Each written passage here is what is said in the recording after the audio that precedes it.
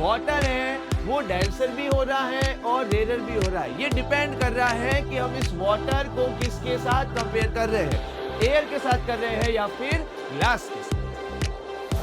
जब लाइट एक मीडियम से दूसरे मीडियम में जाती है तो अपना रास्ता बदलती है, बेंड हो जाती है, ओरिजिनल पाथ पे नहीं जाती है। पर ऐसा क्यों? साफ दिख रहा है कि जब लाइट एयर से किसमें गई, ग्लास में हुई, तो यहाँ पे बैंड ज्यादा हुई। दिख रहा है ये बैंड ज्यादा हुई है, एंगल ज्यादा बैंड हुआ। इसमें बैंड क्या हुई है? बहुत इंपॉर्टेंट, और ऐसा बोल सकते हैं कि ये तो बोर्ड का फेवरेट सवाल है। वो जो एक्टिविटी हमने की थी, जो मैजिक देखा था हमने, वो मैजिक का राज ये है। स्वागत है मेरे प्यारे प्यारे बच्चों का फोटो वेक्टर की कक्षा में। मैं हूं आपका दोस्त मेंटोर किरण सर, और मैं आपके लिए लेकर आया हूं क्या? संकल्प सीरीज। इस सीरीज के अंदर हम साइंस के हर एक चैप्टर को डिटेल में सीख रहे हैं, एक्सपेरिमेंट और एक्टिविटीज के थ्रू हर एक कॉन्सेप्ट को विजुअलाइज कर रहे हैं। हमने इस सीरीज की शुरुआत की थी लाइट चैप्टर से, जिसके 2 लेक्चर्स और साथ साथ में न्यूमेरिकल वाला सबसे इंपॉर्टेंट लेक्चर 3 वो हमने कवर कर लिया है। अब हम शुरू कर रहे हैं लेक्चर 4। अब इस लेक्चर के अंदर हम सीखने वाले हैं लाइट के एक नए फिनोमिना को, जिसे बोला जाता है रिफ्रैक्शन। रिफ्लेक्शन वाली कहानी हम ऑलरेडी सीख चुके हैं। अब हम आ रहे हैं कहां पर? रिफ्रैक्शन में, जहां पर हमारी जो लाइट है अब वो सीधी नहीं जाने वाली है, अब वो बेंड होने वाली है। क्या आप उस कैटेगरी में आते हो जिनके लिए रिफ्रैक्टिव इंडेक्स वाला टॉपिक बहुत डिफिकल्ट लगता है? रिफ्रैक्टिव इंडेक्स के न्यूमेरिकल्स नहीं सॉल्व हो पाते हैं, जिन्हें एब्सोल्यूट रिफ्रैक्टिव इंडेक्स और रिलेटिव रिफ्लेक्टिव इंडेक्स में डिफरेंस नहीं पता चल रहा है। तो इस लेक्चर के बाद वो जो कंफ्यूजन है आपका, वो सब दूर हो जाने वाला है। इस लेक्चर को पढ़ने के बाद रिफ्रैक्शन और रिफ्रैक्टिव इंडेक्स से रिलेटेड चाहे सवाल कैसा भी आ जाए, चाहे किसी भी तरह का न्यूमेरिकल पूछा जाए, अब वो इजीली सॉल्व होने वाला है। तो शुरू करते हैं हम इस लेक्चर को बिना किसी देरी के। तो हमारी कहानी शुरू होती है मोटू और पतलू से। अब आप सभी ने मोटू और पतलू कार्टून तो देखा ही होगा। मैं भी देखता हूं, भले ही मैं बड़ा हो गया हूं, पर अभी भी मैं बच्चा ही हूं। ठीक है, अंदर से मुझे भी कार्टून देखना बहुत पसंद है। मोटू और पतलू उसमें से एक मेरा फेवरेट कार्टून है। अच्छा, मोटू और पतलू एक दिन बीच में घूमने गए और बीच में दौड़ रहे थे। जैसे ही वो पानी के बाहर थे तो उनकी स्पीड बहुत फास्ट थी, बहुत तेज दौड़ रहे थे। लेकिन जैसे ही वो लहरों के पास गए, पानी के अंदर गए बीच के, तो उनकी स्पीड कम हो गई। अब वो उतना फास्ट नहीं दौड़ पा रहे थे जितना फास्ट वो पानी के बाहर दौड़ पा रहे थे। यानी जब तक वो एयर में थे, यानी पानी के बाहर है, अभी जैसे मैं एयर में हूं, तो जब तक वो एयर में थे तब तक उनकी स्पीड फास्ट थी। लेकिन एयर से जैसे ही वो पानी में घुसे, उनकी स्पीड क्या हो गई? कम हो गई। तो अगर हम इस चीज को लाइट के साथ रिलेट करें कि लाइट होती है, वो भी तो ऐसा ही करती है। कभी वो एयर में ट्रेवल करती हैं, कभी वैक्यूम में ट्रेवल करती हैं, कभी वाटर में भी ट्रेवल करती हैं। तो क्या उसके साथ भी ऐसा होता है? तो आंसर क्या होगा बताओ बच्चों मुझे? क्या लाइट के साथ भी ऐसा होगा? तो आंसर है जरूर, लाइट के साथ भी ऐसा होगा। जब हमारे साथ ऐसा होता है कि हम एयर में फास्ट दौड़ते हैं और वाटर में जाएंगे तो स्लो हो जाते हैं हमारी स्पीड, तो लाइट के साथ ऐसा क्यों नहीं होगा? तो मोटू पतलू ने ये चीज ऑब्जर्व की कि पानी के बाहर तो वो फास्ट थे, लेकिन पानी के अंदर वो क्या हो गए? स्लो हो गए।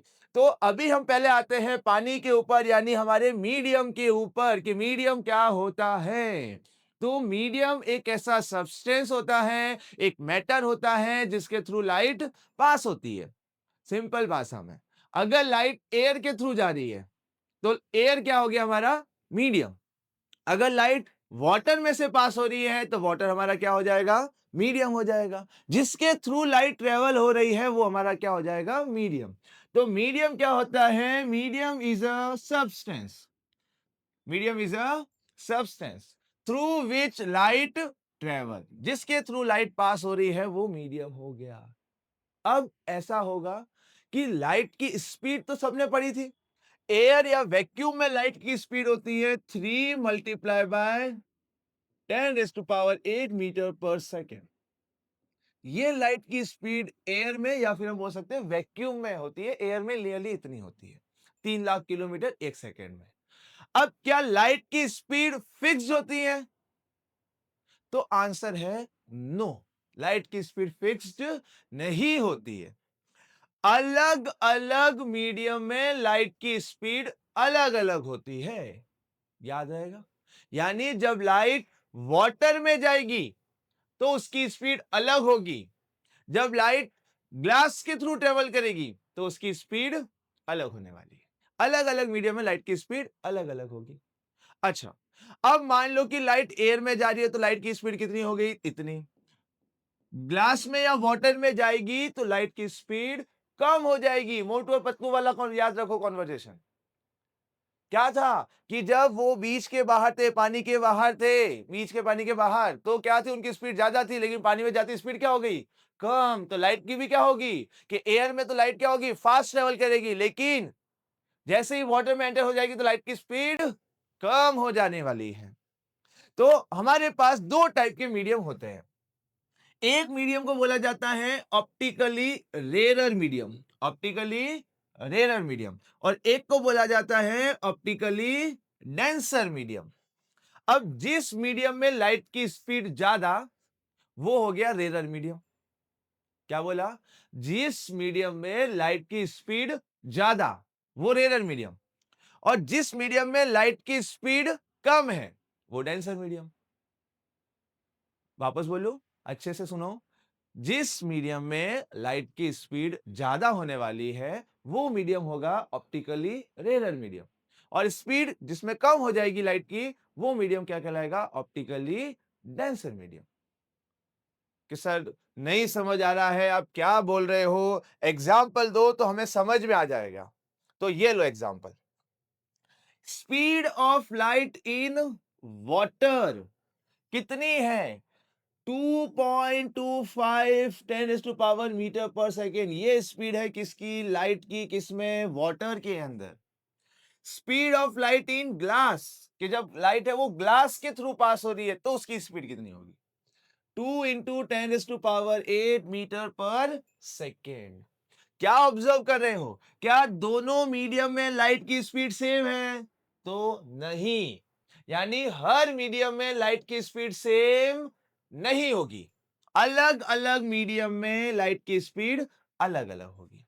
अब वाटर और ग्लास में कंपेयर करके बताओ किसमें स्पीड ज्यादा है? ऑब्वियसली बात है कि ये वाली वैल्यू इससे क्या है? ज्यादा है। तो लाइट की स्पीड वाटर में ज्यादा है और लाइट की स्पीड ग्लास में कम है। किस में ज्यादा है? वाटर में। इसलिए जो हमारा वाटर है वो क्या कहलाएगा? Rarer medium. और ग्लास क्या कहलाएगा? हमारा डेंसर मीडियम। समझ में आया? जिस मीडियम में लाइट की स्पीड ज्यादा, वो लाइट के लिए रेरर मीडियम हो गया, और जिसमें कम होगी वो लाइट के लिए क्या हो जाएगा? Denser medium. तो क्या लिखा हुआ है? ग्लास इज ऑप्टिकली क्या होगा? डेंसर मीडियम हो गया कंपेयर टू वाटर। अब क्या याद रखना है यहां पर, जब भी हम डेंसर या रेरर मीडियम को बोलेंगे ना, तो एक मीडियम को हम नहीं बोल सकते। मैंने बोला कि मान लो ऑयल, ऑयल एक मीडियम मान लो लाइट है वो ऑयल के थ्रू पास हो रही है, तो बताओ ऑयल रेरर है या डेंसर है? तो हम इसका जवाब नहीं दे सकते। रेरर और डेंसर हमें बताने के लिए हमारे पास एटलीस्ट दो मीडियम होने चाहिए जिसको हम कंपेयर कर सके।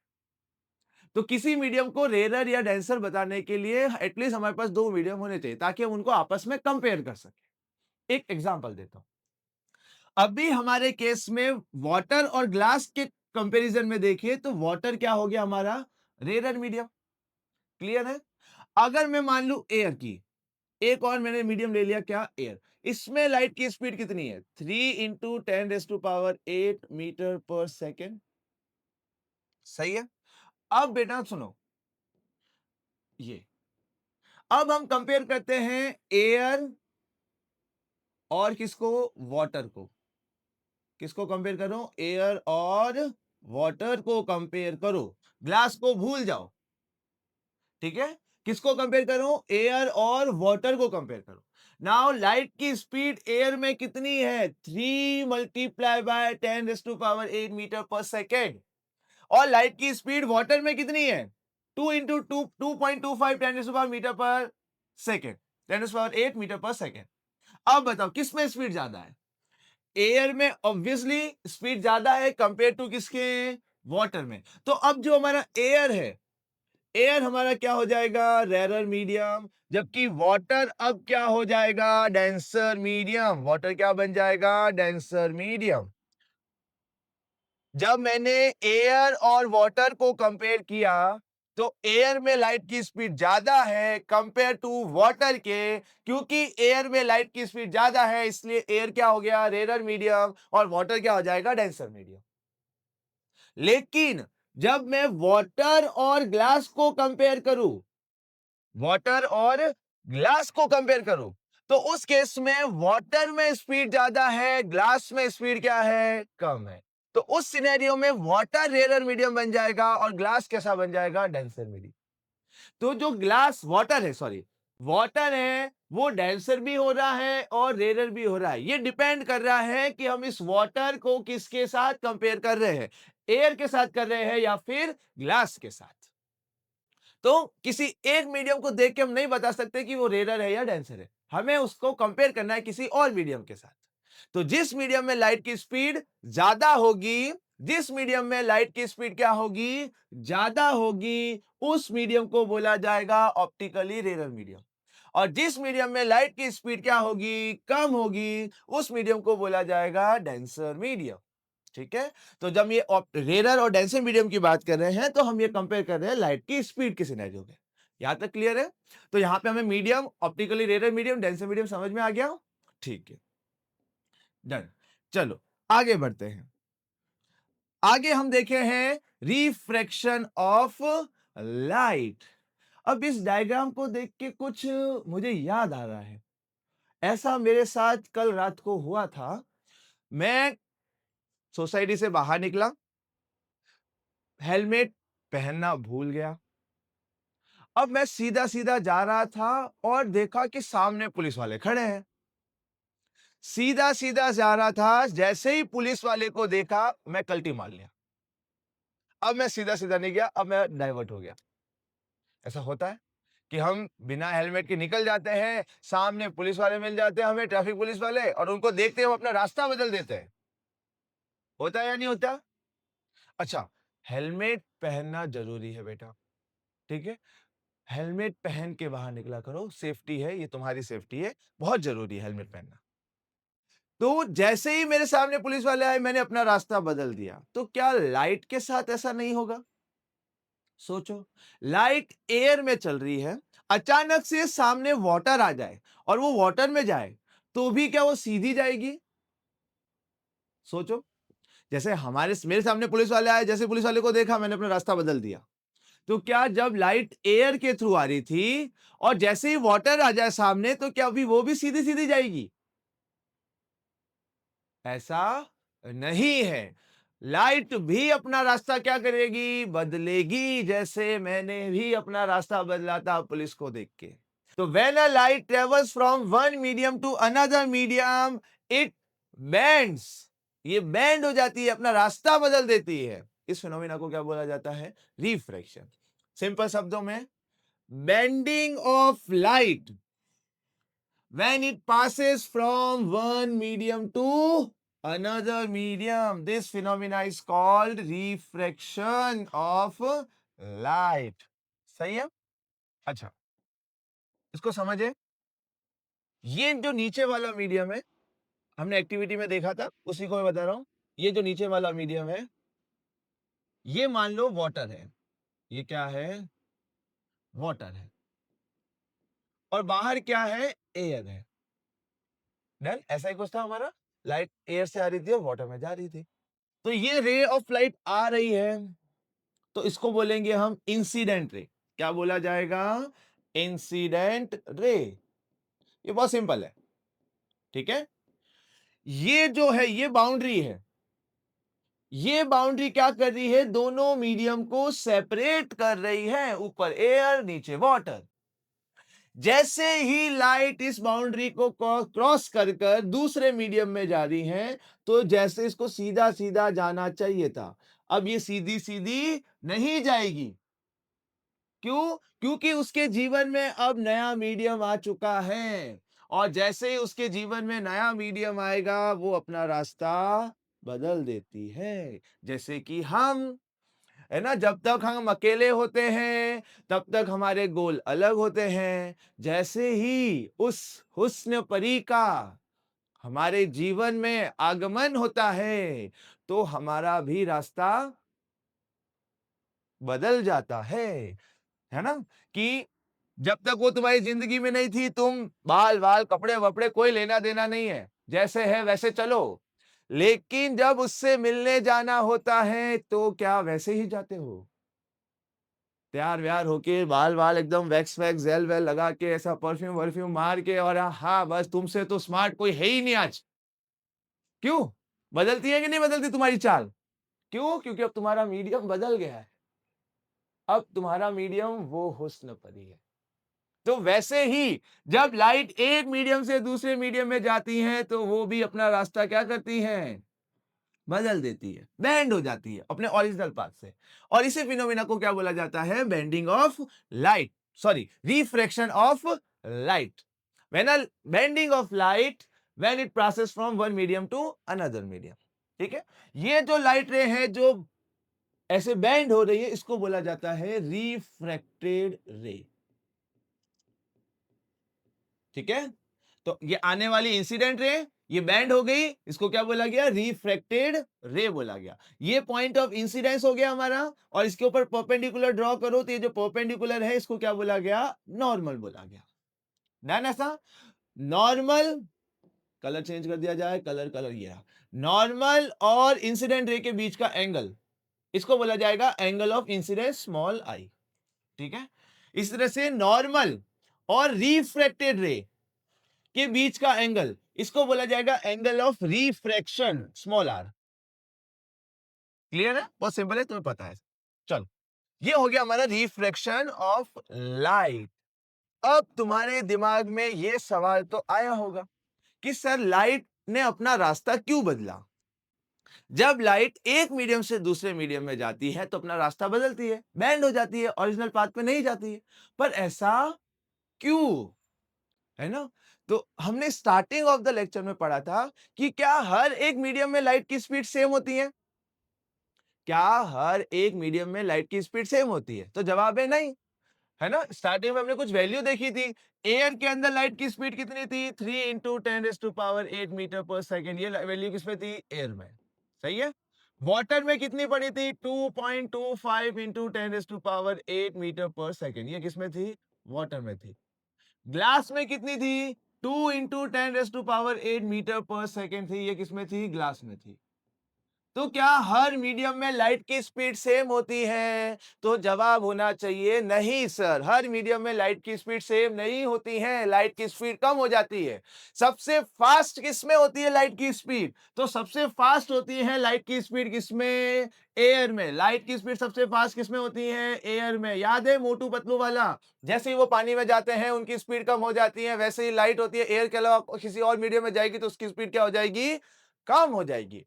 तो क्योंकि लाइट की स्पीड अलग अलग मीडियम में अलग अलग होती है, और स्पीड में चेंज आने की वजह से लाइट क्या हो जाती है? अपने ओरिजिनल पाथ से डेविएट हो जाती है। क्या? जैसे ही लाइट एयर से किस में एंटर हुई? वाटर में। एयर से किस में एंटर हुई? वाटर में। तो एयर में लाइट की स्पीड इतनी, वाटर में आते ही लाइट की स्पीड कितनी हो जाएगी? इतनी। क्योंकि उसकी स्पीड में चेंज आया, इस वजह से वो क्या हो गई? बैंड हो गई। तो अगर तुम्हें पूछा जाए कि लाइट का रिफ्रैक्शन क्यों होता है, लाइट बेंड क्यों होती है, तो क्या जवाब लिख के आओगे? कि अलग अलग सब्सटेंस या अलग अलग मीडियम। अच्छा, मीडियम सिंगुलर होता है।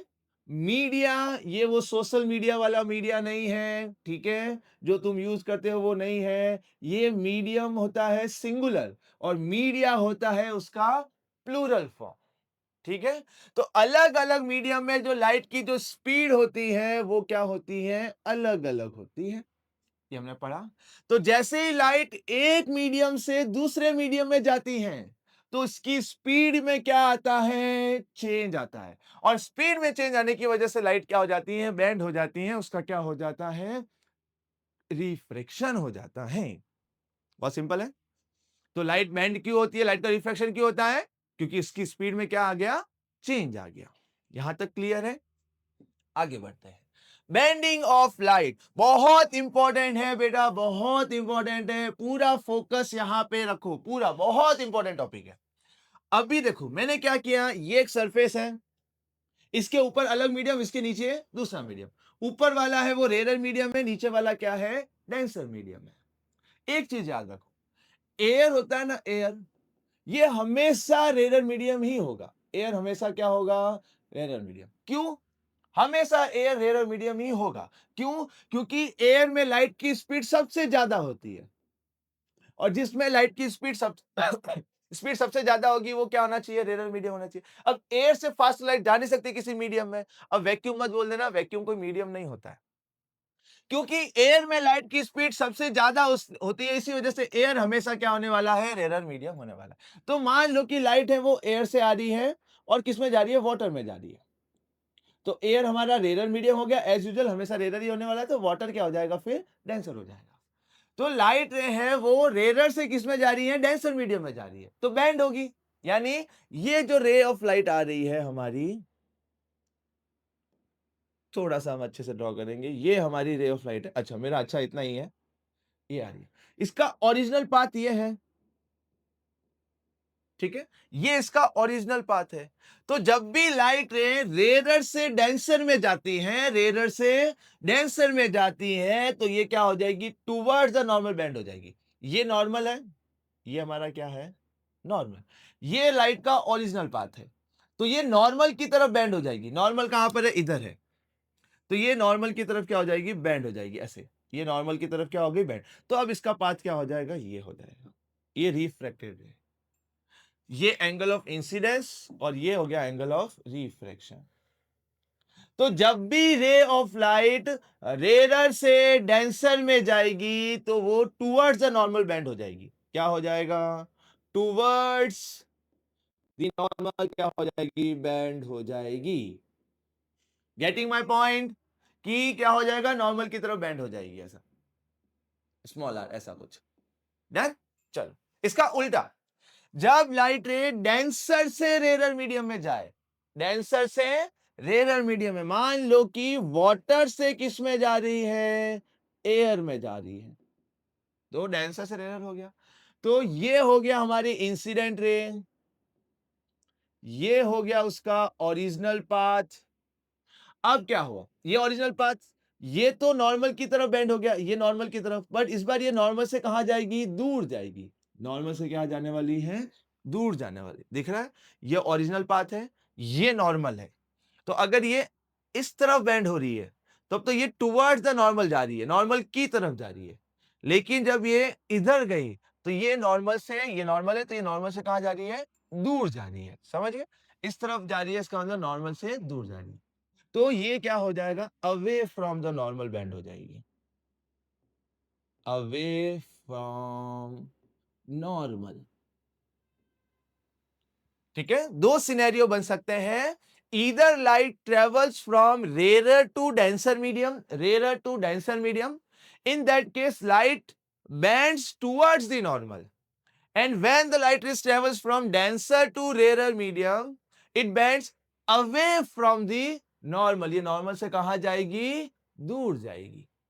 ठीक है, एक याद रख लो, ये वाला एक सिनेरियो याद रख लो, क्या, denser to sorry rarer to denser towards the normal, rarer to denser towards the normal, rarer to denser towards the normal, rarer to denser towards the normal, band हो जाएगी, ये उसका अपोजिट हो जाएगा। यहां तक क्लियर है। अब तुम नोटिस करो तो यहां पे मैंने एंगल भी बनाए हैं, ये सारी रामायण में पहले साफ कर देता हूं, ठीक है, ताकि हमें कुछ दिखे। यहां पे मैंने देखो येलो कलर में आई और आर के बीच में कंपैरिजन लिखा है, ठीक है। थोड़े तो तुम समझदार हो, ज्यादा तो नहीं हो, ज्यादा तो ये लेक्चर होने के बाद हो जाओगे, ये लेक्चर से पहले तो क्या बोलूं मैं आगे। ये दिख रहा है आई और आर, ये देखो, ये एंगल ऑफ इंसिडेंस है और ये क्या है, एंगल ऑफ रिफ्रैक्शन। अच्छा, थोड़ा सा मैथ्स तुम्हारा देख लिया जाए कितना अच्छा है, तो तुम्हें ये समझ में आएगा अच्छे से लॉजिक से। ये एक लाइन, ये दूसरी लाइन, इन दोनों को क्या बोला जाता है? बोलो, क्या बोलते हैं? अच्छा सर, ये x है तो ये भी कितना होगा, x होगा। हम इनको बोलते हैं वर्टिकली ऑपोजिट एंगल्स। याद है? अब इधर देखो, यहां मैं बनाऊं ऐसा कुछ तो तुम्हें समझ में आ जाएगा। ये देखो, ये एक लाइन है सीधी सीधी, देखिए, और ये दूसरी लाइन है। लाइन को मोटा कर दे, ये मोटा कर देते हैं लाइन को। ये देखो, ये एक, अरे मोटी हुई नहीं, थोड़ी और हो जाए मोटी। ये एक लाइन हो गई, आहा, अब अच्छा लग रहा है। और ये दूसरी लाइन हो गई, क्या बात है। ठीक है, ये व्हाइट वालों को, ये आर, ये डिस्टर्ब कर रहा है, आर कंफ्यूजन क्रिएट कर रहा है, ये हटा दो यहां से।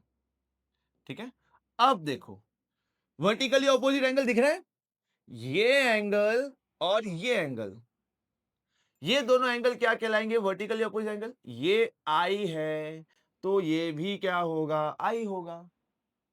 क्लियर है? चलो, अब अंदर वाले पे आ जाते हैं।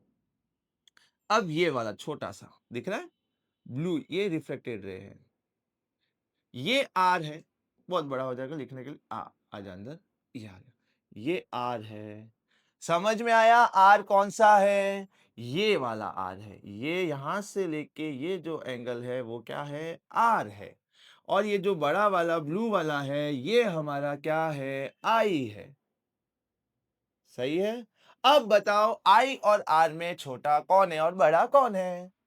साफ दिख रहा है, आई बड़ा है और आर क्या है, छोटा है। तो यहाँ पे मैंने क्या लिखा है, आई बड़ा है और आर क्या है, छोटा है। समझ में आया? कर पाए इस चीज को, कैसे मैंने किया है? ये आई और ये आई मैंने क्यों इक्वल किया, वर्टिकली ऑपोजिट एंगल। ये रिफ्रैक्टेड रे है और ये नॉर्मल है, तो इसके बीच का एंगल क्या कहलाता है, एंगल ऑफ रिफ्रैक्शन। अब ये आई देखो, इतना बड़ा एंगल, जो आर है वो इतना छोटा है, तो साफ दिख रहा है कि एंगल ऑफ रिफ्रैक्शन क्या है, छोटा है। दिमाग में बैठी ये बात, समझ गए? तो मैं अब इसको डायरेक्टली बोलूं तो समझ जाओगे कि नहीं, हाँ सर अब हम समझ चुके हैं, ऐसा बोलो, कमेंट बॉक्स में लिखो कि हाँ हमें ये सर समझ में आ गया है। ठीक है, तो इस सिनेरियो में जो आई होता है वो हमारा बड़ा होता है और जो आर होता है वो क्या होता है, छोटा होता है। ठीक है, इसका इसका ऑपोजिट कर दो।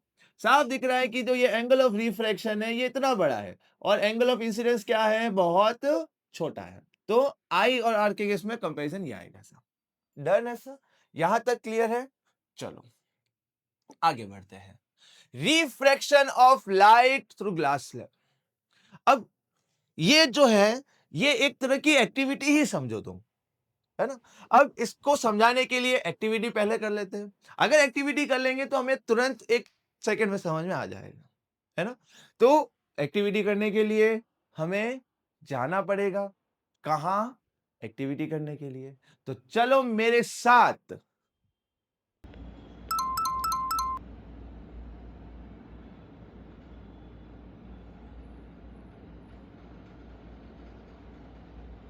अब इसको समझाना मेरे लिए ज्यादा आसान हो जाएगा अब, है ना।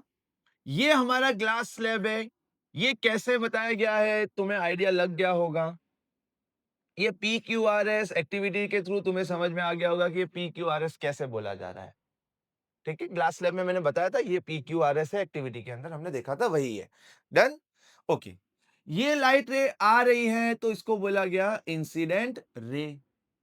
ये हमारा क्या हो गया, नॉर्मल हो गया। हमारा क्या हो गया, नॉर्मल के लिए थोड़ा अलग कलर लेते हैं, नॉर्मल के लिए ये वाला कलर ले लेते हैं, ये नॉर्मल हो गया। ठीक है, तो ये हो गया हमारा एंगल ऑफ इंसिडेंस। क्लियर है? ओके। अब बाहर क्या है, एयर है, ठीक है, और अंदर क्या है, ग्लास है। तो लाइट रे है वो एयर से किस में आ रही है, ग्लास में। एयर हमेशा रेरर मीडियम होता है, ग्लास हमेशा डेंसर मीडियम हो जाएगा। हमेशा मतलब जब एयर से कंपेयर करेंगे तो एयर रेयर मीडियम, ग्लास क्या हो गया डेंसर। तो जब भी लाइट रे रेयर से डेंसर में आती है तो टुवर्ड्स द नॉर्मल, याद है, rare to denser towards the normal, rare to denser towards the normal. तो क्या होगा, ये लाइट रे का ओरिजिनल पाथ है, ये ओरिजिनल पाथ है, ये दिख रहा है ऐसे, ये ओरिजिनल पाथ ऐसे ऐसे ऐसे ऐसे जा रही है, ऐसे सीधी जानी चाहिए, बट क्या हो जाएगा, नॉर्मल की तरफ बैंड हो जाएगी, नॉर्मल की तरफ बैंड हो जाएगी। तो अब ये हमारी लाइट रे है,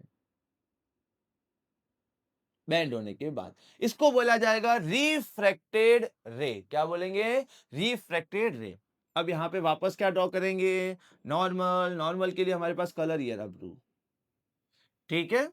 अब ये जो लाइट रे है, अब वो ग्लास से क्या है, बाहर आ रही है, वापस ग्लास से किस में आई, एयर में। तो अब डेंसर से किस में आ रही है, रेयर मीडियम में आ रही है। ग्लास डेंसर है, उससे बाहर आ रही है रेयर मीडियम। तो अब क्या होगा, अवे फ्रॉम द नॉर्मल। अब क्या होगा, away from the normal. Away from the normal का मतलब देखो, ये रिफ्रैक्टेड रे है, तो देखो इसको ऐसा आना चाहिए, समझ रहे हो, ये रिफ्रैक्टेड रे है, इसको ऐसा आना चाहिए, बट नॉर्मल से कहां चली जाएगी, दूर चली जाएगी, नॉर्मल से कहां चली जाएगी, दूर चली जाएगी। तो ये जो लाइट रे जो ग्लास स्लैब से बाहर आ रही है, इसको बोला जाता है इमर्जेंट रे। क्या बोलते हैं, इमर्जेंट। तो तीन रे हो गई, इंसिडेंट रे, रिफ्रैक्टेड रे और इमर्जेंट रे। और ये जो दिख रहा है डॉटेड लाइन दिख रही है तुम्हारी, ये डॉटेड लाइन क्या है, हमारी जो इंसिडेंट रे थी, अगर वो बैंड नहीं होती तो ये उसका ओरिजिनल पाथ है। यहां तक सही है, डन। तो इंसिडेंट रे, रिफ्रैक्टेड रे, इमर्जेंट रे, ये एंगल एंगल ऑफ इंसिडेंस हो जाएगा, ये हमारा एंगल ऑफ रिफ्रैक्शन हो जाएगा, ये हो गया हमारा angle of emergence, angle of emergence. क्या क्या है हमारे पास, जो ए बी है, दिख रही है ए बी, ये ए से लेके बी तक ये इंसिडेंट रे, ये हमारी क्या है, इंसिडेंट रे। फिर बी से लेके सी, बी से लेके सी तक ये हमारी है रिफ्रैक्टेड रे। क्या है, रिफ्रैक्टेड रे। फिर सी से लेके डी तक, सी से लेके डी तक ये है हमारी इमर्जेंट रे, इमर्जेंट रे हो गया, ठीक है। ये तो हमारी रेज हो गई। नेक्स्ट हमारे पास क्या है, एंगल। तीन एंगल है हमारे पास। पहला है हमारे पास angle I, that is angle of incidence. दूसरा है हमारे पास angle R, that is angle of refraction. और लास्ट है हमारे पास angle E, that is angle of emergence, angle of emergence.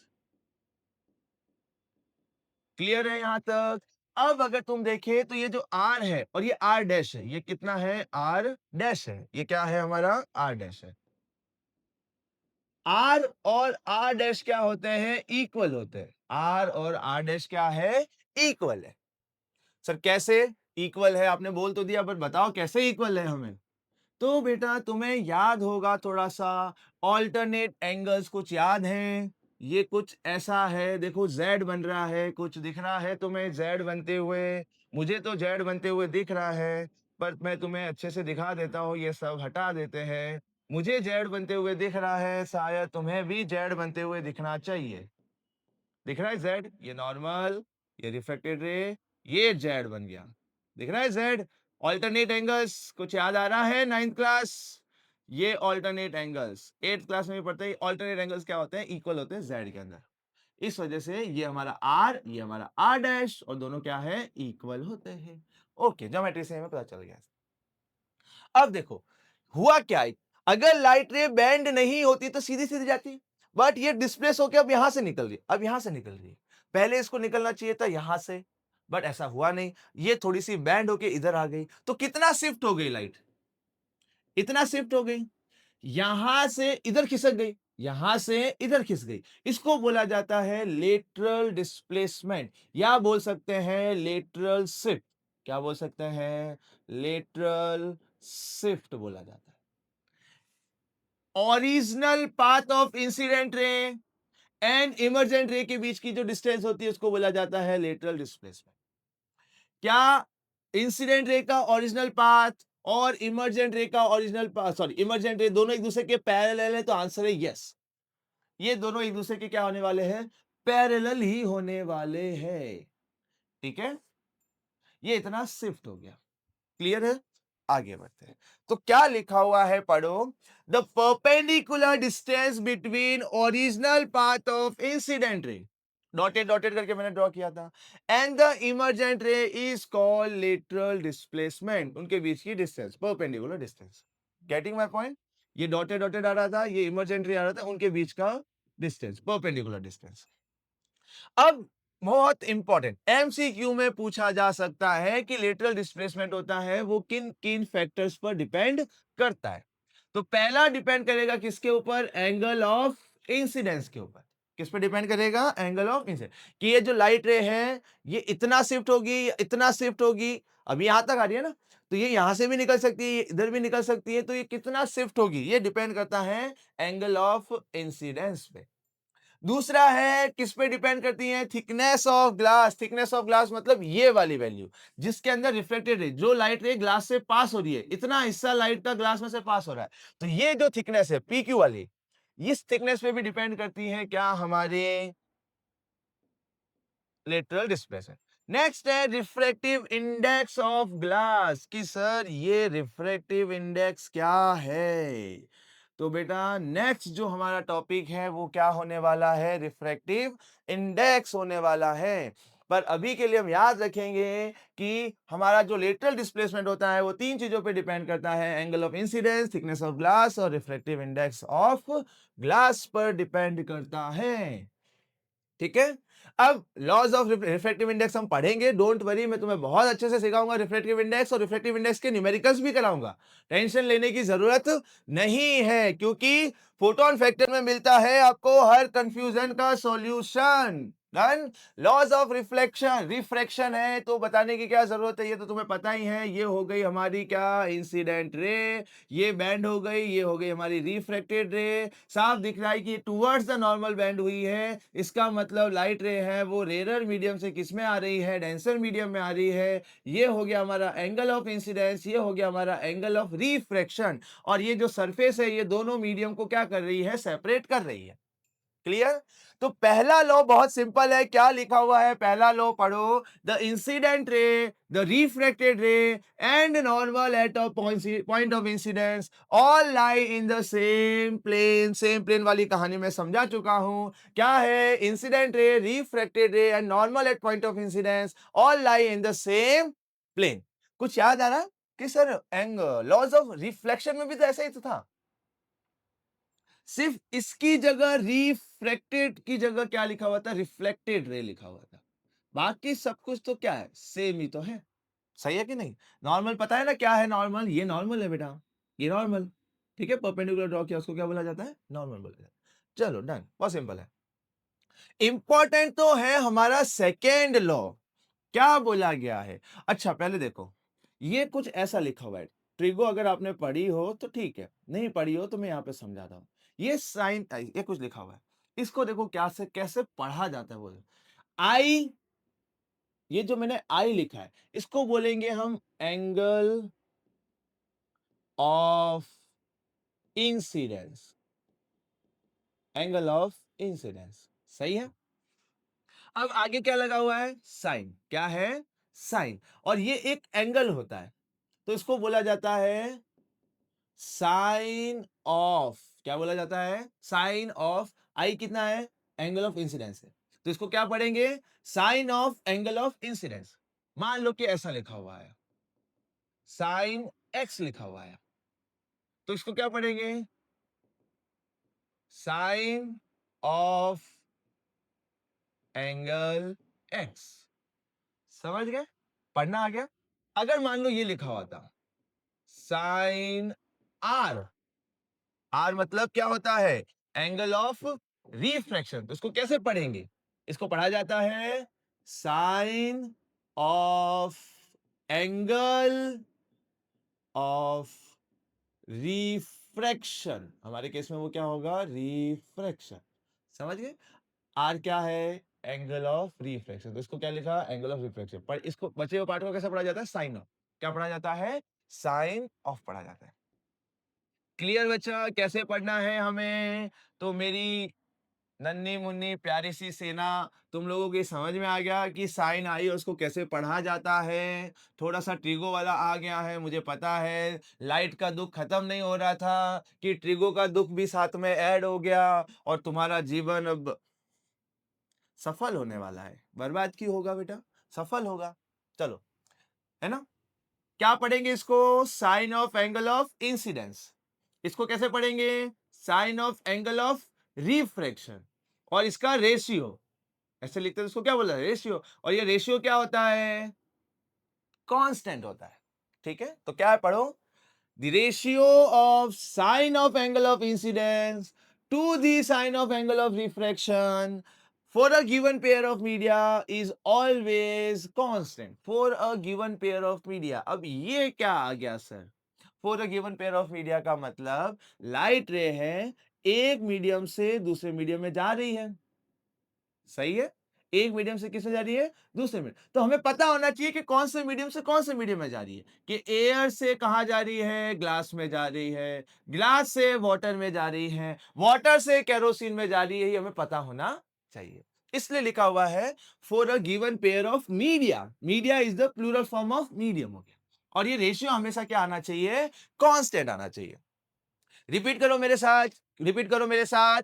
The ratio of sine of angle of incidence to the sine of angle of refraction for a given pair of media is always constant.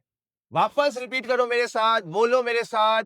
क्या बोलोगे? The ratio of sine of angle of incidence to the sine of angle of refraction for a given pair of media is always constant. याद रहेगा? कैसे? वापस देखो। Sine of angle of incidence to the sine of angle of refraction is always constant, is always constant.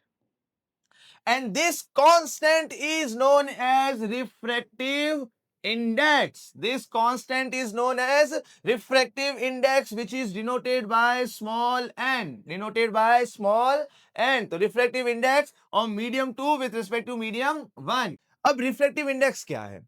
इसको समझने के लिए थोड़ा सा रिकॉल करो। जब हमने ग्लास स्लैब वाली एक एक्टिविटी परफॉर्म की थी, तो अगर आपने देखा था कि ग्लास स्लैब में जब लाइट रेज एंटर होती है तो बैंड हो जाती है।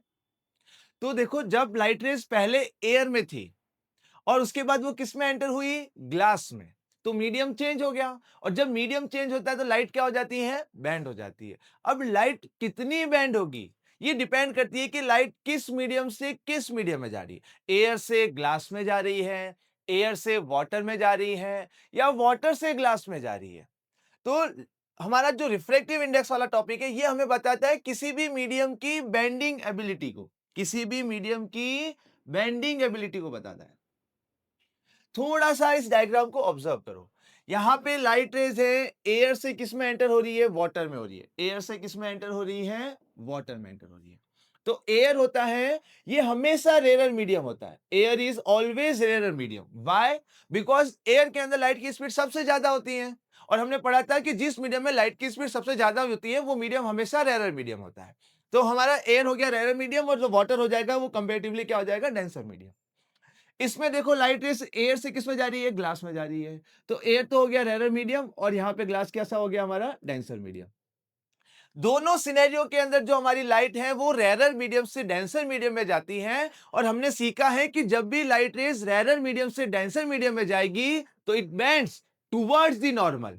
तो यहां पे आप देखोगे तो इस लाइट रेस को ऐसे सीधा सीधा जाना चाहिए था, ये बेंड हो गई नॉर्मल की तरफ। ये रहा हमारा नॉर्मल, और ये क्या हो गई? नॉर्मल की तरफ बेंड हो गई।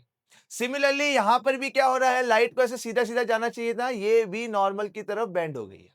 अगर आप थोड़ा सा ऑब्जर्व करो तो ये देखो, ये लाइट रे का ओरिजिनल पाथ था, ये इतना बेंड हो गई। दिख रहा है ऐसा? अब ये रिफ्रैक्टेड रे है, तो लाइट रे इतना बेंड हो गई, इस एंगल से बेंड हो गई। यहां पे देखो, ये लाइट रे का क्या है? ओरिजिनल पाथ है, और ये हमारी रिफ्रैक्टेड रे है। कितना बेंड हो गई? इतना बेंड हो गई। समझियो मेरी बात, कि लाइट रेस को जाना ऐसे चाहिए था, ये इतना बेंड हो गई। इसको भी ऐसे जाना चाहिए था और ये इतना बेंड हो गई। अब बताओ किसमें लाइट रे बेंड ज्यादा हुई है? साफ दिख रहा है कि जब लाइट एयर से किसमें गई? ग्लास में हुई, तो यहां पे बेंड ज्यादा हुई। दिख रहा है, ये बेंड ज्यादा हुई है, एंगल ज्यादा बेंड हुआ है सब। इसमें बेंड क्या हुई है? कम हुई है। जबकि दोनों सिनेरियो में जा तो वो रेयर से डेंसर में ही है। यानी जब भी लाइट रेज रेयर में डेंसर में जाती है तो टुवर्ड्स द नॉर्मल बैंड होती है, बट एक सिनेरियो में बैंड ज्यादा हुई, एक सिनेरियो में बैंड कम हुई।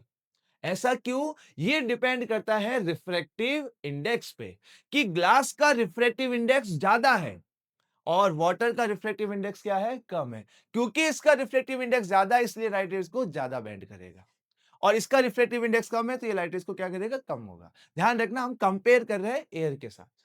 तो किसी भी मीडियम की जो बेंडिंग एबिलिटी होती है वो हमें कौन बताता है? उसका रिफ्रैक्टिव इंडेक्स बता देता है। यहां तक क्लियर है? ऐसा डन। आगे बढ़ते हैं।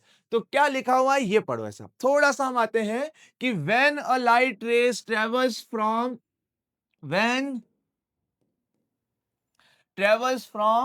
One medium to another medium, ऐसा ही कुछ है।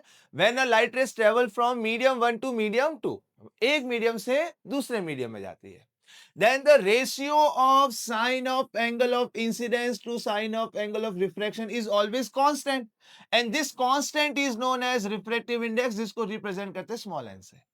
हमने पढ़ा था लॉज ऑफ रिफ्रैक्शन में सेकेंड लॉ, याद आ रहा है कुछ ऐसा, कि the ratio of sine of angle of incidence to sine of angle of refraction is always constant, is always constant, and this constant is known as refractive index। अभी ये वन और टू को इग्नोर करो, यहां पे one और to लिखा उसको इग्नोर करो। क्या? कि the ratio of sine of angle of incidence to the sine of angle of refraction is always constant, and this constant is known as refractive index. यहां तक क्लियर है ऐसा? अब थोड़ा सा यहां पे आओ। मान लो कि ये है मीडियम वन और ये हो गया मीडियम टू, मीडियम वन और medium two. Light rays travel कर रही है मीडियम वन से, ये नॉर्मल बना लेता हूं, मीडियम टू में।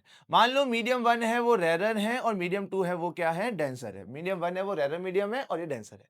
तो क्या होगा? ये टुवर्ड्स द नॉर्मल बैंड हो जाएगी, तो टुवर्ड्स द नॉर्मल क्या होगी? बैंड होगी। तो हम कैसे लिखेंगे? रिफ्रैक्टिव इंडेक्स हो गया। लाइट रेज कैसे जा रही है? मीडियम वन से जा रही है, किसमें? मीडियम टू में। तो लाइट रेज एंटर हो रही है मीडियम वन से किसमें? मीडियम टू में। यहां तक क्लियर है? थोड़ा सा हम बुक से अलग लिख रहे हैं। ये वन और टू समझ में आया कैसे हुआ? लाइट रेज एंटर हो रही है किससे? मीडियम वन से मीडियम टू में, इसलिए लिखा कि लाइट एंटर हो रही है मीडियम वन से किसमें जा रही है? मीडियम टू में। अब इसको पढ़ते कैसे वो देखो, इसको पढ़ा कैसे जाएगा? इसको पढ़ा जाएगा, देखो यहां पे लिखा हुआ है वन और टू में। कैसे? Refractive index of medium two, refractive index of medium two, ऐसे यहां पे इसको refractive index of medium two with respect to medium one, with respect to medium one. कैसे पढ़ा? Refractive index of medium two with respect to medium one. Suppose करो light है वो glass से वाटर में जा रही है, लाइट रेज है, ऊपर ग्लास है और नीचे क्या है? वाटर है। लाइट रेज है वो क्या हो रही है? ग्लास से वाटर में जा रही है ऐसा, तो ये अवे फ्रॉम द नॉर्मल होगी। डन। तो देखो रिफ्रैक्टिव इंडेक्स, लाइट कैसे जा रही है? ग्लास से जा रही है किसमें? वाटर में जा रही है। ग्लास से किसमें जा रही है? वाटर में। सही है? तो पढ़ेंगे कैसे? Refractive index of water, refractive index of water with respect to glass लिखेंगे ऐसा। यहां तक क्लियर है ऐसा? तो क्या बोला, अगर पूछा जाए व्हाट इज रिफ्रैक्टिव इंडेक्स, तो कोई मीडियम में वो लाइट रेज को कितना बेंड करता है, वो बेंडिंग एबिलिटी डिसाइड कौन करता है? उस मीडियम का रिफ्रैक्टिव इंडेक्स। ठीक है? और इसको अगर डेफिनेशन वाइज अगर समझा जाए तो क्या लिखोगे? The ratio of sine of angle of incidence to the sine of angle of refraction is always constant, and this constant is known as refractive index of medium two with respect to medium one. यहां तक clear है? आगे बढ़ते हैं। अब यहां पे देखो थोड़ा सा, हमने रिफ्रैक्टिव इंडेक्स को दो पार्ट में डिवाइड कर दिया। एक हो गया हमारा एब्सोल्यूट रिफ्रैक्टिव इंडेक्स, एक हो गया रिलेटिव रिफ्रैक्टिव इंडेक्स। अब डिफरेंस क्या है? तो डिफरेंस होता है कि लाइट रेज किस मीडियम से किस मीडियम में जा रही है। अब क्या किस मीडियम से किस मीडियम मतलब, मान लो लाइट रेज है वो हमेशा एयर से आ रही है। किससे आ रही है? एयर से, और जा रही है किसी और मीडियम में। अब वो ग्लास हो सकता है, वो वाटर हो सकता है, केरोसिन हो सकता है, ऑयल हो सकता है, कोई भी हो सकता है। बस आनी कहां से चाहिए? एयर से आनी चाहिए।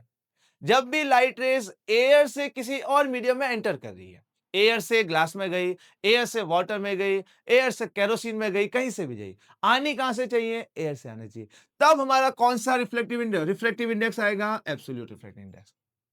तो क्या होता है absolute reflective index? The reflective index of a medium with respect to क्या? एयर, या फिर बोल सकते हैं vacuum, with respect to air और vacuum, with respect to air और वैक्यूम हो जाएगा। ये सबसे इंपॉर्टेंट है कि एयर के रिस्पेक्ट में या फिर वाटर के वैक्यूम के रिस्पेक्ट में हमारा जो रिफ्रैक्टिव इंडेक्स होता है उसको बोला जाता है एब्सोल्यूट रिफ्रैक्टिव इंडेक्स। अब मान लो लाइट रेज हैं वो एयर के अलावा किसी और मीडियम से आ रही है, अब एयर नहीं है, वाटर से आ रही है, तो वाटर से ग्लास में चली गई, ग्लास से वाटर में चली गई, ऑयल से वाटर में चली गई, एयर इन्वॉल्व नहीं है। समझिए मेरी बात। तो जो आएगा वो हमारा कौन सा होगा, रिलेटिव रिफ्रैक्टिव इंडेक्स। तो क्या है, refractive index of a medium 1, वो कोई भी हो सकता है, बस एयर नहीं होनी चाहिए ऐसा, with respect to medium 2 other than vacuum और एयर। यहां तक क्लियर है। एयर के अलावा किसी और मीडियम से आ रही हैं तो इसका मतलब हमारे पास कौन सा रिफ्रैक्टिव इंडेक्स होगा, रिलेटिव रिफ्रैक्टिव इंडेक्स। सिंपल है, समझ गए।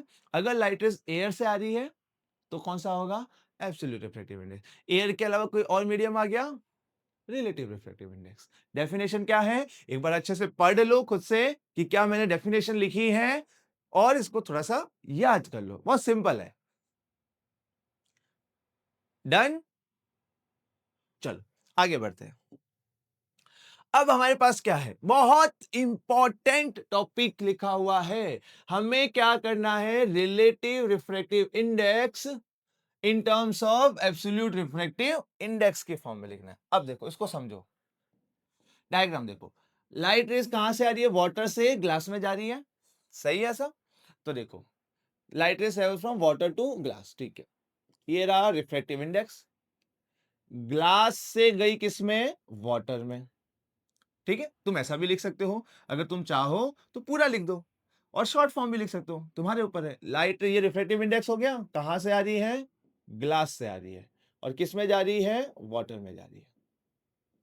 ये तो जो मैंने डिनोट किया है ना, ये जो मैंने डिनोट किया है एन जी और एन डब्ल्यू, ये हो गया रिलेटिव रिफ्रैक्टिव इंडेक्स, क्योंकि यहां पे एयर से नहीं आ रही है ऐसा। यहां तक क्लियर है ऐसा। अब इसको मुझे एब्सोल्यूट की फॉर्म में लिखना है, तो देखो पढ़ेंगे कैसे इसको, refractive index of water with respect to glass. कैसे पढ़ा, refractive index of water divided by refractive index of glass. समझे, इसको पढ़ो, refractive index of water with respect to glass. पहले मैंने क्या बोला, वाटर, इसलिए उसका रिफ्रैक्टिव इंडेक्स ऊपर, फिर मैंने क्या बोला, ग्लास, तो उसका रिफ्रैक्टिव इंडेक्स नीचे। अब ये जो मैंने लिखा है यहां पर ऐसा लिखा है, ये है एब्सोल्यूट रिफ्रैक्टिव इंडेक्स, यानी ये है absolute refractive index of water, ये है absolute refractive index of glass. तो रिलेटिव रिफ्रैक्टिव इंडेक्स को हमने किस में कन्वर्ट कर दिया, एब्सोल्यूट रिफ्रैक्टिव इंडेक्स में कन्वर्ट नहीं किया, उस फॉर्म में हमने डिनोट किया था। यहां तक क्लियर है ऐसा। अब ये इंपॉर्टेंट क्यों है, मान लो कि तुम्हें बोल दिया गया कि जो वाटर है उसका रिफ्रैक्टिव इंडेक्स 1 पॉइंट कितना है, 3 है, ठीक है, और जो रिफ्रैक्टिव इंडेक्स ऑफ ग्लास है वो कौन सा है, 1.5 है, ठीक। आगे अगर कुछ नहीं लिखा है तो समझ जाना आगे एयर है बाय डिफॉल्ट।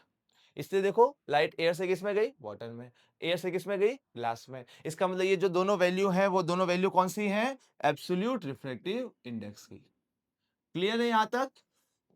ये हो गया हमारे पास वाटर और ये हो गया हमारे पास ग्लास। डन ऐसा, एब्सोल्यूट। जब ऐसा दे रखा हो तो ये एब्सोल्यूट रिफ्रैक्टिव इंडेक्स होता है। जब कुछ भी नहीं लिखा हुआ है, खाली रिफ्रैक्टिव इंडेक्स लिखा हुआ है क्वेश्चन में, तो समझ जाना वो एब्सोल्यूट रिफ्रैक्टिव इंडेक्स है। अब तुम्हें पूछा गया, find the refractive index of water with respect to glass. Find the refractive index of water with respect to glass. तो फिर refractive index of water divided by refractive index of glass, values हमें पता है कितनी है, 1.3 divided by 1.5, simplify कर देना तुम्हारा आंसर आ जाएगा। क्लियर है यहां तक। अगली साइड में स्पीड ऑफ लाइट को रिलेट करना है किसके साथ, रिफ्रैक्टिव इंडेक्स के साथ। ये सारे टॉपिक कंटिन्यूअसली इंपॉर्टेंट है, बहुत इंपॉर्टेंट है, अच्छे से आने चाहिए। चलो क्या लिखा हुआ है हमारे पास, थोड़ा सा ब्लू कलर लेते हैं, और ये है स्पीड, एब्सोल्यूट रिफ्रैक्टिव इंडेक्स। क्या है हमारे पास, एब्सोल्यूट रिफ्रैक्टिव। मान लो कि ये रहा हमारा एब्सोल्यूट रिफ्रैक्टिव इंडेक्स, मान लो किसका है, ये ग्लास का है, किसका है, ग्लास का है। आगे कुछ नहीं लिखेंगे क्योंकि हमें पता है एब्सोल्यूट है, तो डेफिनेटली लाइट रेज कहां से आ रही होगी, एयर से आ रही होगी। यहां तक क्लियर है? ऐसा बहुत सिंपल है, इसमें तो कुछ ज्यादा है नहीं। ग्लास में आ रही है मतलब लाइट रेज हैं वो क्या हो रही हैं, एयर से जा रही है, किसमें, ग्लास में जा रही है।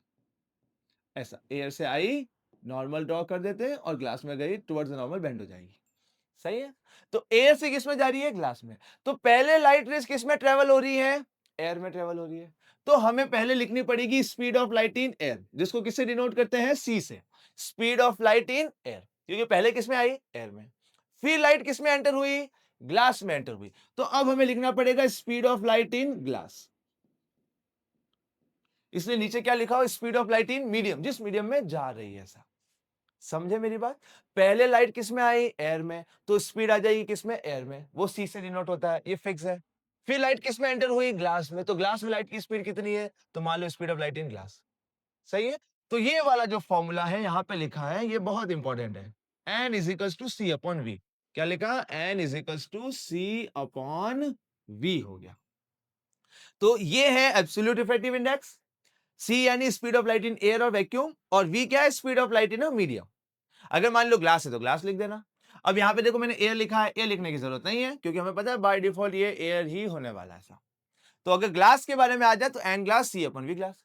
मान लो लाइट रेज है वो एयर की कंपेयर में किसमें जा रही होती, वाटर में जा रही होती।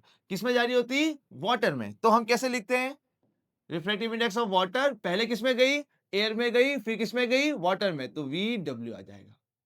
क्लियर है यहां तक, आगे बढ़ते हैं। अब हमें पढ़ना है रिलेटिव रिफ्रैक्टिव इंडेक्स। अगर तुम्हें एब्सोल्यूट समझ में आ गया तो रिलेटिव तो बहुत सिंपल हो गया। फॉर एग्जांपल मान लेते हैं कि लाइट रेज है वो वाटर से किस में जा रही है, ग्लास में जा रही है। वाटर से किस में गई, ग्लास में चली गई। वाटर से ग्लास में, डन। ऐसा ये मैं नॉर्मल ड्रॉ कर देता हूं ऐसा, ठीक है। अब वाटर से ग्लास में जाइए तो ये रेडियर से डेंसर में जाएगी, टुवर्ड्स द नॉर्मल बेंड हो जाएगी, टुवर्ड्स द नॉर्मल बेंड हो जाएगी। अब सर आप बोलोगे कि सर आपको कैसे पता चल रहा है कि टुवर्ड्स द नॉर्मल बैंड हो रही है, कौन सा रेयर है। 2 मिनट का इंतजार करो, ये बात तुम्हें भी समझ में आ जाएगी कि ये कब बैंड होगी, कहां बैंड होगी, कौन सा रेयर है और कौन सा डेंसर, ये समझ में आ जाएगा। अभी के लिए देखो यहाँ पे लाइट रेस वाटर से किस में जा रही है, ग्लास में जा रही है। सही है। वाटर से किस में जा रही है, ग्लास में। पहले किस में गई, पहले वाटर में गई, तो पहले हमें स्पीड लिखेंगे किसमें, वाटर के अंदर लाइट की। फिर लाइट किस में गई, ग्लास में गई, तो फिर निकलेंगे नीचे ग्लास में। यह आ गया। बस याद रखो कि किस मीडियम में लाइट पहले ट्रेवल हो रही है उस मीडियम में लाइट की स्पीड लिख दो, और किस मीडियम में लाइट जा रही है वो सेकंड वाले में लिख दो। ऐसा इसलिए देखो क्या लिखा है, speed of light in medium 1 ये पहला वाला, divided by speed of light in medium 2 दूसरा वाला। तो n12 लाइट रेज मीडियम 1 से जा रही है किसमें, मीडियम 2 में जा रही है। तो पहले किसमें गई, मीडियम 1 में, तो speed of light in medium 1। फिर किसमें गई, मीडियम 2 में, तो speed of light in medium 2। बहुत सिंपल है। क्लियर है यहां तक, बहुत इंपॉर्टेंट टॉपिक है, ये याद रखो ऐसा। डन। अच्छा, ये सीखने से पहले मैं आगे देख लेते हैं थोड़ा सा, इधर एक स्लाइड है, ओके। यहां देखो, मान लो कि लाइट रे है वो मीडियम 1 से 2 में जा रही है। 1 और 2 की जगह मैं थोड़ा सा क्या कर लेता हूं, एग्जांपल ले लो, वाटर से किस में जा रही है, ग्लास में जा रही है। सही है। लाइट रेस वाटर से किस में जा रही है, ग्लास में जा रही है। वाटर से ग्लास में जा रही है। चलो यहां लिख देते हैं, लाइट रेस ट्रेवल हो रही है वाटर से किस में, ग्लास में। तो ये जो एन है, ये एन क्या है, रिलेटिव रिफ्रैक्टिव इंडेक्स। इसको पहले हम लिखते हैं इन terms of absolute refractive index. ठीक है, बहुत इंपॉर्टेंट सिखा रहा हूं, थोड़ा सा ध्यान से देखो। ये रिलेटिव रिफ्रैक्टिव इंडेक्स है, क्यों, क्योंकि लाइट रे एयर से नहीं आ रही है। अब देखो, इसको मुझे रिप्रेजेंट करना है एब्सोल्यूट रिफ्रैक्टिव इंडेक्स के फॉर्म में। तो इसको पढ़ेंगे कैसे, refractive index of glass with respect to water. तो refractive index of glass with respect to refractive index of water. समझ में आ गया, क्लियर है, डन। नेक्स्ट, अब मुझे स्पीड ऑफ लाइट के फॉर्म में भी लिखना है। तो पहले लाइट रेज किस में ट्रेवल हो रही है, वाटर में, तो speed of light in water. फिर लाइट रे कहां गई, ग्लास में, तो speed of light in glass. थोड़ा सा देखो ये रेसिप्रोकेट करके लिखा हुआ है, ऐसा दिख रहा है। ऐसा रिफ्रैक्टिव इंडेक्स के केस में ग्लास का ऊपर है और वाटर का नीचे है, और स्पीड ऑफ लाइट के देखा जाए तो स्पीड ऑफ लाइट वाटर ऊपर है और ग्लास नीचे है। ये थोड़ा सा अच्छे से याद रखना है, कंफ्यूज नहीं होना है। स्पीड के लिए तुम्हें क्या याद रखना है कि पहले लाइट किस मीडियम में गई फिर किस मीडियम में जा रही है, और एब्सोल्यूट के लिए कैसे याद रखना है, इसको पढ़ते कैसे उसकी फॉर्म में लिखते जाओ। क्लियर है, बहुत इंपॉर्टेंट है, नोट डाउन कर लो अच्छे से। चल, आगे जाते हैं। ये एक टेबल बनी हुई है, इस टेबल से पहले एक टॉपिक था यहां पर, ये रहा। क्या है हमारे पास? हमारे पास लिखा है कि अगर ऐसा लिखा जाए कि refractive index of glass is 1.5, तो इसका क्या मतलब हम समझे? Refractive index of glass. अब यहां पे सिर्फ रिफ्रैक्टिव इंडेक्स लिखा हुआ है, जबकि रिफ्रैक्टिव इंडेक्स तो दो टाइप के होते हैं, एब्सोल्यूट और रिलेटिव। सर हम कौन सा समझे? तो जब लिखा हुआ नहीं है तो तुम्हें समझ जाना है कि ये डेफिनेटली कौन सा है? एब्सोल्यूट है। क्लियर है यहां तक? अब absolute refractive index of glass, ये रहा absolute refractive index of glass. अरे तो वाटर लिख दिया मैंने। हाँ, absolute refractive index of glass, और ये कितना है? 1.5 दे रहा। क्लियर है? अब देखो, absolute refractive index of glass को ऐसा लिख सकता हूं, n g is equal to c upon v g. Clear है? याद है रिफ्रैक्टिव इंडेक्स को रिप्रेजेंट किया हमने in terms of speed of light में। क्लियर है? ये समझ में आया? ग्लास का मतलब एब्सोल्यूट ऑफ ग्लास का मतलब लाइट रेस है वो एयर से किस में जा रही है? ग्लास में। एयर से किस में जा रही है? ग्लास में। तो पहले किस में गई? एयर में। तो सी किसको रिप्रेजेंट करता है? Speed of light in air. और फिर किस में गई? ग्लास में। तो नीचे लिखा हुआ वीजी यानी speed of light in glass. अब ये वैल्यू कितनी दे रखी है? वैल्यू 1.5 दे रखी है, is equal to c upon, cross multiply कर दो, इसको यहां ले जाता हूं, उसको यहां ले जाता हूं, तो v g is equal to कितना हो गया? सी अपॉन 1.5। क्लियर है यहां तक? क्रॉस मल्टीप्लाई कर दिया मैंने, बहुत सिंपल सी चीज ली है। अच्छा, डिफिकल्ट तो नहीं लग रही ना कि सर क्या कर रहे हो, सर कुछ समझ नहीं आ रहा है सर? तो थोड़ा सा मैथ्स जाके पढ़ लो ऐसा, और इतना तो मैथ्स तुम लोगों का आता ही होगा, इतना तो मुझे कॉन्फिडेंस है तुम्हारे ऊपर। तो हमारे पास थोड़ा सा देखो, मैं थोड़ा सा और अच्छे से लिख रहा हूं। ये 1/5 डिनोमिनेटर में, तो मैंने इसको ऐसा लिख दिया 1/1.5 इंटू सी। देखो सही है? ये वापस मल्टी देखो, सी मल्टीप्लाई होगा 1 से, तो वापस कितना आ जाएगा? C upon 1.5। अब इसको थोड़ा मैथमेटिकली पढ़ो।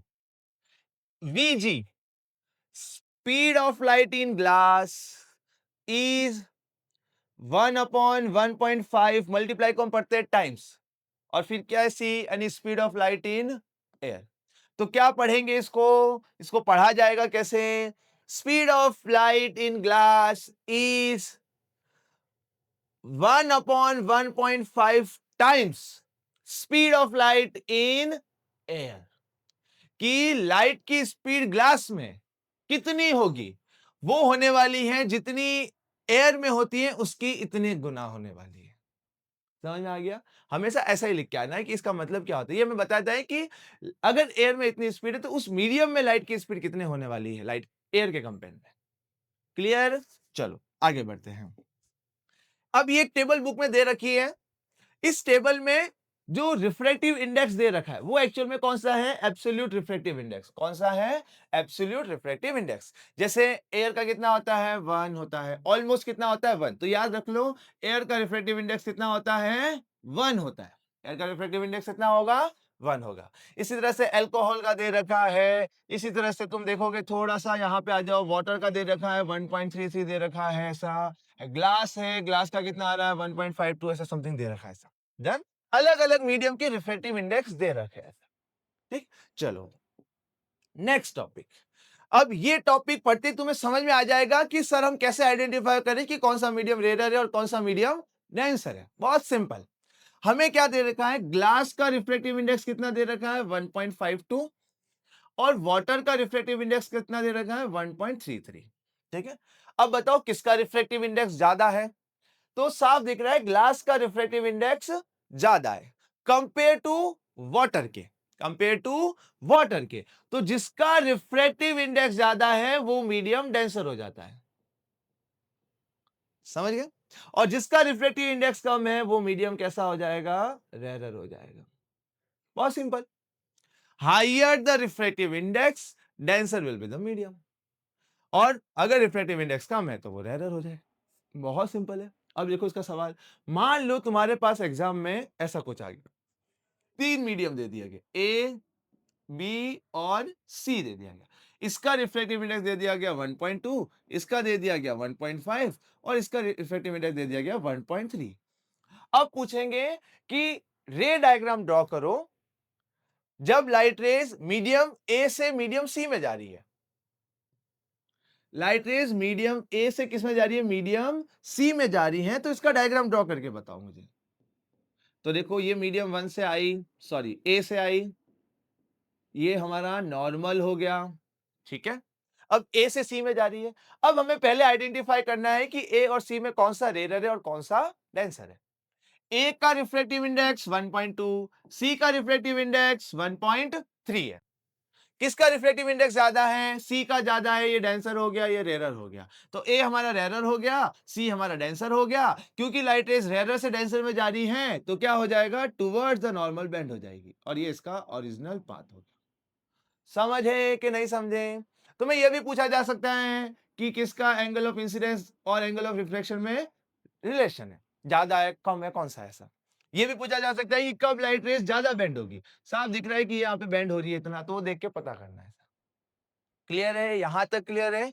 चलो, ये बेसिक अगर तुम्हें समझ में आ गया तो तुम्हें न्यूमेरिकल देखते सॉल्व हो जाएगा, डोंट वरी। ऐसा आगे बढ़ते हैं। कुछ इंपॉर्टेंट, जब ये रिमेंबर वाली सीट आती है तो थोड़ा सा याद रखो, इसमें कुछ इंपॉर्टेंट चीज लिखी हुई है, उसको पढ़ना है हमें। क्या लिखा हुआ है? जो हमारा रिफ्रैक्टिव इंडेक्स होता है उसकी कोई भी यूनिट नहीं होती है। रिफ्रैक्टिव इंडेक्स क्या है? एक यूनिटलेस क्वांटिटी है, क्योंकि ये रेशियो होता है दो सिमिलर क्वांटिटी का, तो इसकी कोई यूनिट नहीं होती है, ये एक प्योर नंबर होने वाला है।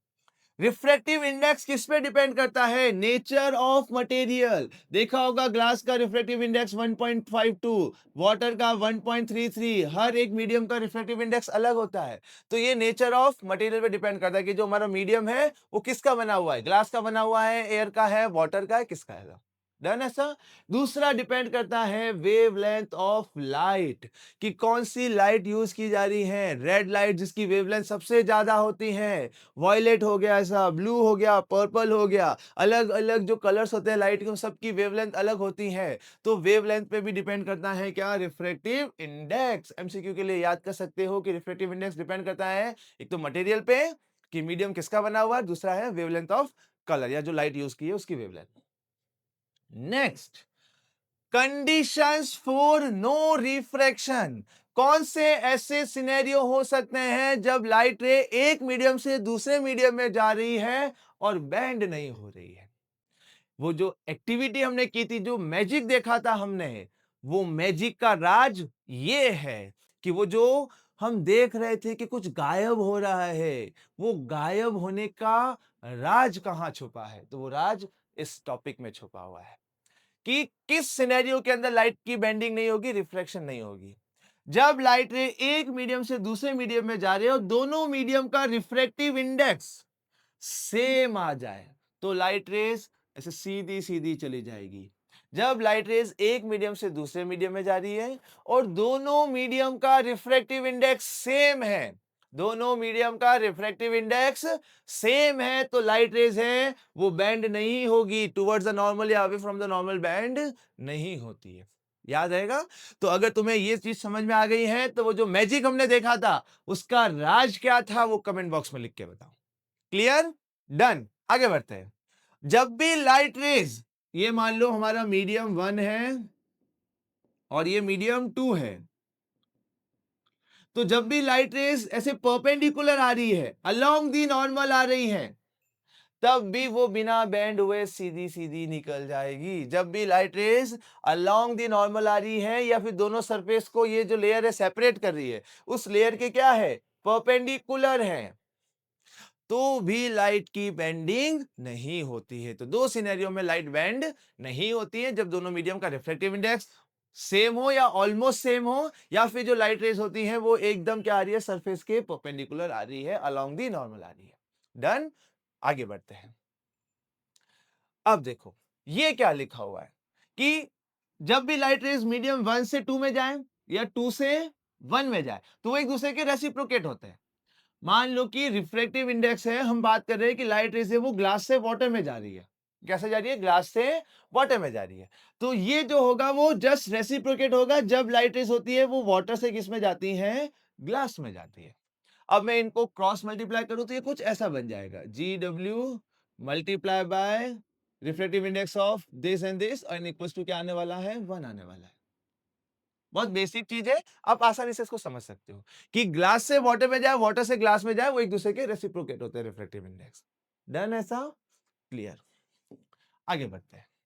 अब आ जाते हैं न्यूमेरिकल्स पे। रिफ्रैक्टिव इंडेक्स के न्यूमेरिकल बहुत चुन्नू मुन्नू से होते हैं, ऐसा बहुत आसानी से सॉल्व हो जाते हैं, ज्यादा दिमाग लगाने की जरूरत नहीं है, थोड़ा सा तुमने पढ़ा है तो यूं सॉल्व हो जाते हैं।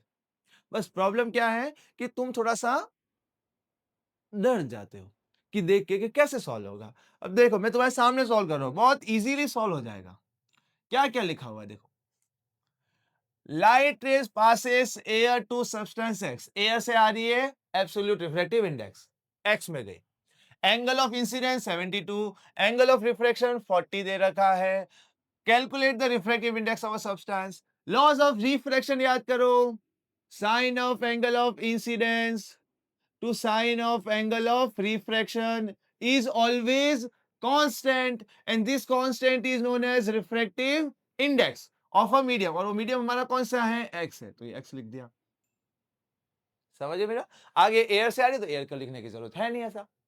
अब साइन एजिट का एजिट, एंगल ऑफ इंसिडेंस कितना है 72, तो इस i की जगह, इस i की जगह हम कितना लिख रहे हैं 72 लिख रहे हैं, डिवाइडेड बाय साइन को एजिट रहने दो, आर एंगल ऑफ रिफ्रैक्शन कितना दे रखा है 40, तो 40 लिख दो, equals to refractive index of medium x, ये तो पूछा गया, रिफ्रैक्टिव इंडेक्स ऑफ मीडियम है सब्सटेंस एक्स लिख दिया था। साइन 72 कितना दे रखा है 0.951 डिवाइडेड बाय साइन 40 कितना दे रखा है 0.642 is equals to refractive index of substance x. बस इतना सा देख लो, बहुत सिंपल है, एनसीईआरटी में ये सवाल दे नहीं रखा है बट आ गया तू बोर्ड में, बहुत सिंपल है। सोचो कुछ किया ही नहीं मैंने सिर्फ क्या किया, लॉस ऑफ रिफ्लेक्शन का एक टॉपिक लॉ था वो मैंने लिख दिया यहाँ पे, फिर यहाँ से मैंने वैल्यू पुट कर दी, सब कुछ दे रखा था।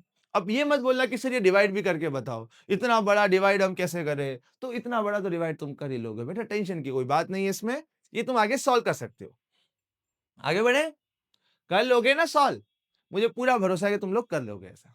आगे देखो, हमारे पास तीन अलग अलग, अच्छा देखो यहाँ पे इंडाइसिस लिखा हुआ है, इंडाइसिस, इंडेक्स होता है वो सिंगुलर होता है, इंडाइसिस हो गया वो उसका प्लूरल हो गया ऐसा, ठीक है।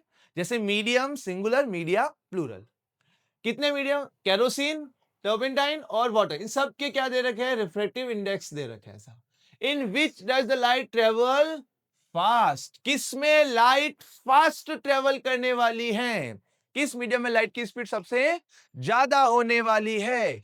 तो देखो हमें पता करना है कौन सा मीडियम डेंसर है और कौन सा मीडियम रेयर है। ये जो रिफ्रैक्टिव इंडेक्स दे रखा है ये सबसे ज्यादा है, दिख रहा है ऐसा 1.47, और ये रिफ्रैक्टिव इंडेक्स किसका है, टर्पेंटाइन का।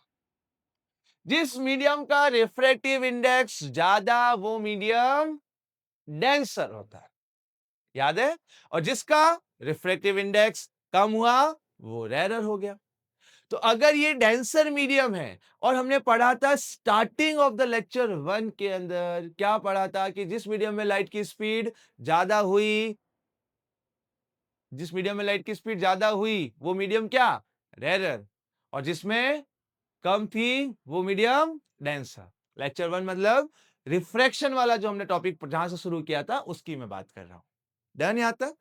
तो जिस मीडियम में लाइट की स्पीड ज्यादा, जिस मीडियम में लाइट की स्पीड ज्यादा वो रेयरर, और जिसमें लाइट की स्पीड कम वो, याद करो डेंसर, स्पीड ज्यादा रेयरर, स्पीड कम डेंसर, और जिसका रिफ्रैक्टिव इंडेक्स ज्यादा वो डेंसर, जिसका रिफ्रैक्टिव इंडेक्स कम वो रेयरर, डन। तो ये हमारा डेंसर मीडियम है, यानी इसके अंदर लाइट की स्पीड सबसे कम होगी, इसका रिफ्रैक्टिव इंडेक्स सबसे कम है तो ये रेयरर हो गया, और इसी के अंदर लाइट की स्पीड सबसे ज्यादा होगी, यहीं पे लाइट है वो सबसे ट्रेवल करेगी सबसे फास्टेस्ट में। क्लियर, बहुत सिंपल है, हमने पहले आइडेंटिफाई किया कौन सा रेयर है कौन सा डेंसर है, फिर हमने पता कर दिया किसमें स्पीड ज्यादा होगी किसमें स्पीड कम होगी ऐसा। एक बहुत इंपॉर्टेंट चीज सिखा रहा हूं, बहुत इंपॉर्टेंट, ठीक है, केस स्टडी के लिए आ सकता है, बिल्कुल मिस मत करना, ध्यान से यहां पे देखो, बहुत इंपॉर्टेंट चीज सिखा रहा हूं। मान लो कि जो लाइट रेज है वो केरोसिन से टर्पेंटाइन में जा रही है, या केरोसिन से किस में जा रही है, वाटर में जा रही है, ठीक है। तो किस सिनेरियो के अंदर लाइट की स्पीड बढ़ेगी या कम होगी, समझे मेरी बात ऐसा। देखो मैं बताता हूं, मान लेते हैं एक एग्जांपल देके चलते हैं, केरोसिन से जा रही है वाटर के अंदर, कैसे जा रही है, केरोसिन से जा रही है वाटर के अंदर, साफ दिख रहा है केरोसिन का कितना है 1.4, वाटर का 1.3 है, तो डेंसर से रेयर में जा रही है, तो ये अवे फ्रॉम द नॉर्मल होगी। सोचो अवे फ्रॉम द नॉर्मल कैसे हुआ, है ना। केरोसिन का रिफ्रैक्टिव इंडेक्स 1.44 है, तो केरोसिन के केस में ये डेंसर हो गया और ये रेयर हो गया। सही है, तो डेंसर से रेयर में जाती है तो अवे फ्रॉम द नॉर्मल हो गई। ऐसा यहां तक क्लियर है ऐसा। अब देखो दूसरा सिनेरियो हमने ये बना लेते हैं कि लाइट रेज है वो जा रही है कहां, केरोसिन से टर्पेंटाइन के अंदर। केरोसिन से कहां जा रही है, टर्पेंटाइन के अंदर। ऐसा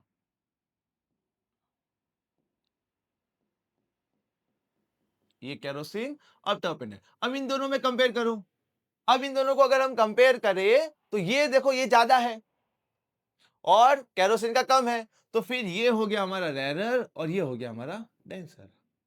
समझ रहे हो, एक सिनेरियो में हमारा क्या है, केरोसिन डेंसर है, एक सिनेरियो हमारा केरोसिन कैसा है, वो डेंसर है। ऐसा ठीक है, रेरर एक बार डेंसर ऐसा, तो रेरर से डेंसर है तो ये क्या हो जाएगा, टुवर्ड्स द नॉर्मल बेंड होगी। यहां तक क्लियर है ऐसा।